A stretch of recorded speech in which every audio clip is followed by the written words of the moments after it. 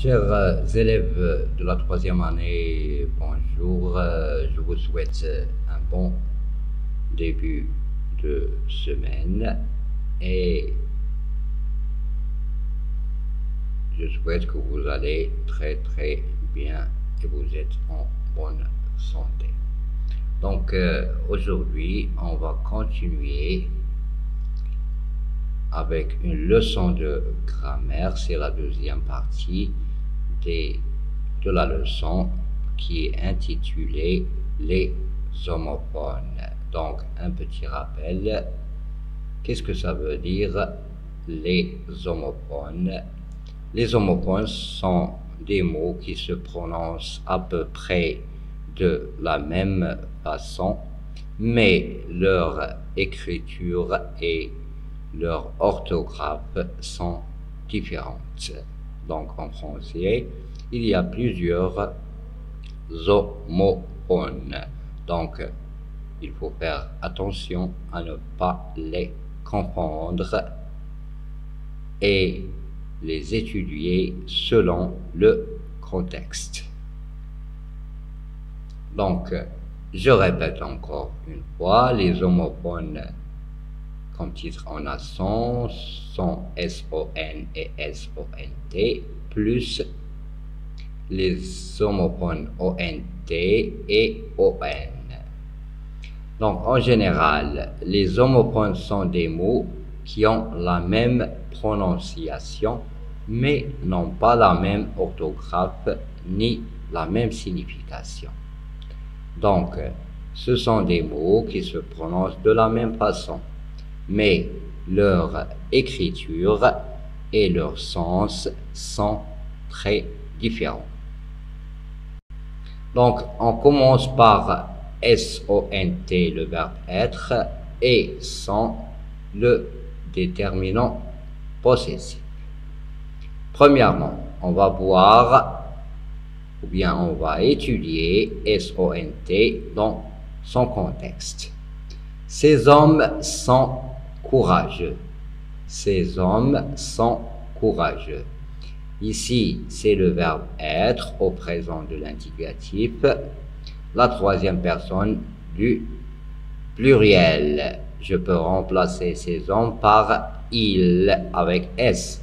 Je ne peux pas utiliser son S-O-N. Pourquoi? Parce que je peux remplacer la forme verbale de son avec S-O-N-T par était, ça veut dire l'imparfait, ou bien le futur. Je peux dire ces hommes étaient courageux, c'est juste. Ces hommes seront courageux dans l'avenir. Donc, S-O-N-T, c'est le verbe être au présent à la troisième personne de pluriel. Où sont tes copains? Donc, ici, c'est une question. Tes copains, où sont tes copains? Donc, on utilise S-O-N-T, le verbe. Donc, je remplace le mot par était ou seront. Donc, la phrase reste juste. Où étaient tes copains? Où seront tes copains dans l'avenir? Donc, S-O-N-T, ou bien sont, c'est le verbe être conjugué à la troisième personne du pluriel au présent. Il peut être remplacé par les formes verbales était, ça veut dire être à l'imparfait, ou bien seront, qui est être au futur. Maintenant, on passe à son avec S-O-N. Il aime son chat. Il aime son chat. Ici, je ne peux pas utiliser était ou bien seront. Ce n'est pas un verbe, c'est un pronom possessif ou bien c'est un déterminant qui joue le rôle d'un adjectif. Donc, il aime son chat, ça veut dire que le chat appartient à lui. Ici, on parle d'une personne. Il aime son chat. il aime le chat qui lui appartient. Il aime le chat qu'il possède. Donc ici, il y a question de possession ou bien d'appartenance. Son chapeau et son tricot sont sur la table. On a par exemple une personne, on dit que le chapeau de Mohammed, son chapeau, le tricot de Mohammed, ça veut dire son tricot. Donc son et son ici signifie l'appartenance et la possession. C'est cette personne qui possède le chapeau et le tricot.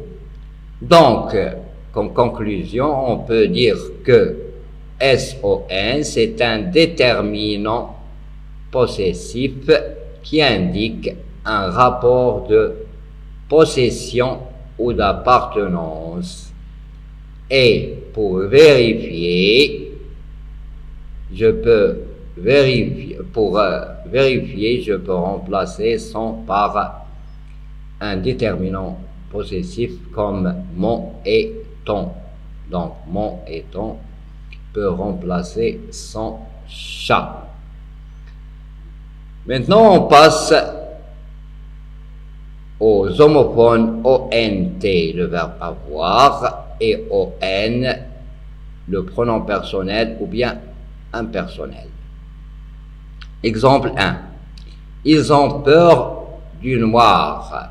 Ils ont peur du noir. Donc ici c'est le verbe avoir. C'est le verbe avoir. La même chose, on va remplacer en par la forme verbale avait ou bien auront. Donc il avait peur du noir, ils auront peur du noir. La même chose. Donc c'est le verbe avoir. Les enfants ont la grippe.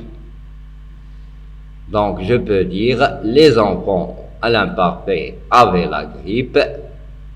Les enfants auront la grippe dans l'avenir. Ils ont acheté des légumes. Il avait acheté des légumes. Ici, c'est le passé composé. Donc, on sait le verbe avoir. Pour toute vérification, on doit changer la forme du verbe par avait ou bien était au pluriel. Donc, ici, je ne peux pas utiliser le ON. Donc, en ONT, c'est le verbe avoir conjugué à la troisième personne du pluriel au présent. Il peut être remplacé par les formes verbales avait, auront. Exemple. Pour le ON, le déterminant possessif, je m'excuse, c'est pas le déterminant possessif, c'est le pronom personnel ou bien impersonnel. Donc on part tout à l'heure. Donc ici c'est un sujet, je peux remplacer la phrase par nous partons tout à l'heure, ou bien c'est une personne qui est indéterminée, il est inconnu. On est en retard, nous sommes en retard, ça veut dire que les personnes ou bien les gens impliqués ici sont inconnus, sont indéterminés. Donc c'est un pronom personnel, il se place avant un verbe. Donc c'est un pronom de conjugaison. Donc ON, c'est un pronom sujet, il désigne une personne indéterminée ou un sujet qui est inconnu. Donc c'est un pronom sujet, il peut être impersonnel, il se place avant un verbe, donc c'est la troisième personne de singulier. c'est un pronom de conjugaison. Donc, tout de suite, on va faire un exercice d'application. Complète avec son S-O-N-T ou son S-O-N. On a espace père et sa mère dans la maison. Donc, regardez ici, il y a un espace père et sa mère. On a le mot de liaison, on a ça.